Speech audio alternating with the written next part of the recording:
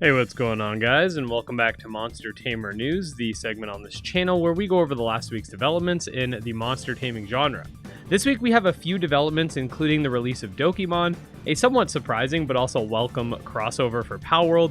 We got the release of the Cassette Beasts Gauntlet update and more. So as per the usual, sit back, relax, and let's dive in.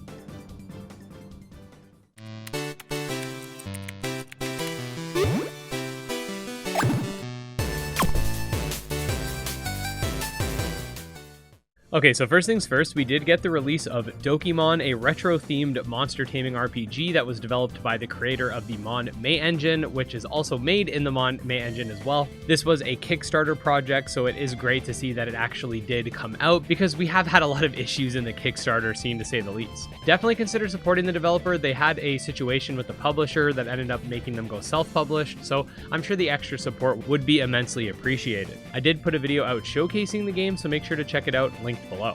The Gauntlet update for Cassette Beasts is now live, and we also put out a video on this one as well. The main takeaway of this update is the fact that there is now a feature within the final boss station called the Gauntlet Train, which pretty much acts like a battle tower sort of area where you can go up against an endless amount of enemies, some of which are characters that you may already know. They've also added sticker fusion, which just adds a ton of customization to the game as well. Again, if you're interested in pursuing these new features, check out my video to get yourself started. So something pretty interesting that's happening is that Palworld and Terraria are actually doing a crossover, which if you don't already know, Terraria did a crossover with Moonstone Island as well, bringing one of their creatures over, so we could see something similar with Palworld as well. I love seeing different developers collaborate, and I think the monster taming scene is a great space for this, because even non-monster taming games can take enemies or non-human characters from their roster and put them in monster taming games and make them work with their systems. As of the time I'm recording this, which is Wednesday night, the video should be coming out on Friday. We don't exactly have a lot of information on what the crossover will entail, but I will keep you guys updated, so stay tuned. All right, next up we have the rapid fire section of today's video for the updates that don't require a lengthy explanation.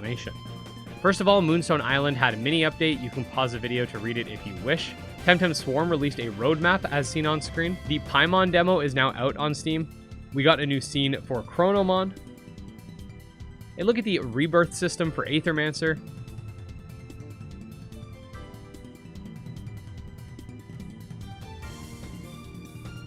A new Nexomon for Nexomon 3. A new Upoming for Abomination. Some new screenshots for Upoming World.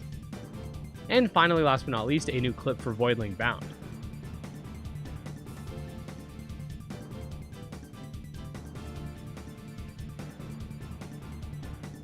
And there you go, guys. A pretty solid week overall. Not too busy, not too quiet.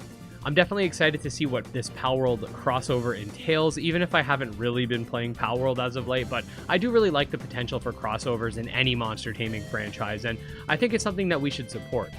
Other than that, guys, make sure to stay tuned for more monster taming content. I'm going to have a video really soon going over my top picks for games that released in 2024. And of course, we will keep you up to date with any news in the genre. So yeah, just wanted to say special thanks to my patrons, especially Jim Hamilton, Dro Ghost, Candy Morency, TragSoft, Nemo, and Chronomon. And I'll see you next time.